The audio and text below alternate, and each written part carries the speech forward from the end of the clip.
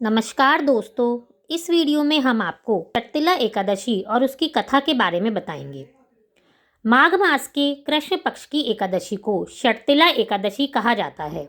जैसा कि आपको नाम से ही पता चल रहा है कि षटतिला यानी 6 तरह से तिल का उपयोग करना।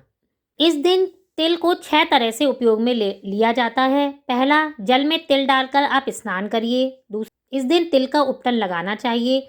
तीसरा, जिस पानी को आप पीते हैं उसमें तिल डालकर पानी पिएं। चौथा, उस दिन आपको तिल का बना ही भोजन करना चाहिए। पांचवा, तिल का दान करना चाहिए या तिल के लड्डू बनाकर उनका भी दान कर सकते हैं। और छठा, इस दिन आप तिल का हवन भी करें और उसका तिलक लगाएं। इस तरह से तिल का प्रयोग करने से इस दिन अक्षय पुण्य की प्राप्ति होती है और हर जन्म में इसका फल भी मिलता है। षटतिला एकादशी की कहानी।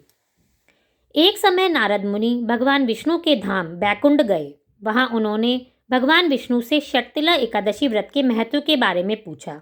नारद जी के आग्रह पर भगवान विष्णु ने बताया कि प्राचीन काल में मृत्युलोक में एक ब्राह्मणी रहती थी। वह सदैव व्रत किया करती थी। एक समय वह 1 मास तक व्रत करती रही। इससे उसका शरीर अत्यंत दुर्बल हो गया। यद्यपि वह अत्यंत बुद्धिमान थी, तथापि उसने कभी देवताओं और ब्राह्मणों के निमित्त अन्न और धन का दान नहीं किया। इससे मैंने सोचा कि ब्राह्मणी ने व्रत आदि से अपना शरीर शुद्ध तो कर लिया, अब इसे विष्णु लोक तो मिल ही जाएगा, किंतु इसने कभी अन्न का दान नहीं किया। इससे इसकी तृप्ति होना कठिन है।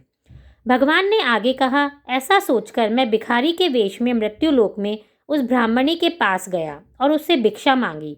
वह ब्राह्मणी बोली, महाराज किस लिए आए हो? मैंने कहा, मुझे भिक्षा चाहिए। इस पर उसने एक मिट्टी का ढेला मेरे भिक्षा पात्र में डाल दिया। मैं उसे लेकर स्वर्ग लौट आया। कुछ समय बाद ब्राह्मणी भी शरीर त्याग कर स्वर्ग में आ गई। उस ब्राह्मणी को मिट्टी का दान करने से स्वर्ग में सुंदर महल मिला, लेकिन उसने अपने घर को अन्न आदि सब सामग्री से शून्य पाया। घबराकर वह मेरे पास आई और बोली कि भगवान, मैंने तो आपके अनेक व्रत आदि से आपकी पूजा की है, फिर भी मेरा घर अन्न आदि से सब वस्तुओं से शून्य है। इसका क्या कारण है? इस पर मैंने कहा कि तुम अपने घर जाओ, देव स्त्रियां आएंगी तुम्हें देखने के लिए। पहले उनसे षटतिला एकादशी का पुण्य और विधि सुन लो, तब द्वार खोलना। मेरे ऐसे वचन सुनकर वह अपने घर गई।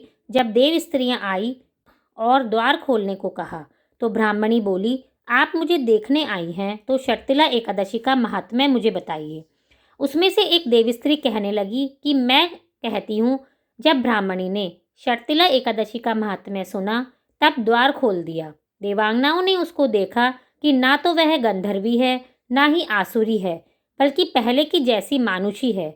उस ब्राह्मणी ने उनके कथानुसार षटतिला एकादशी का व्रत किया। उसके प्रभाव से वह सुंदर और रूपवती हो गई। उसका घर अन्न आदि सभी सामग्रियों से युक्त हो गया।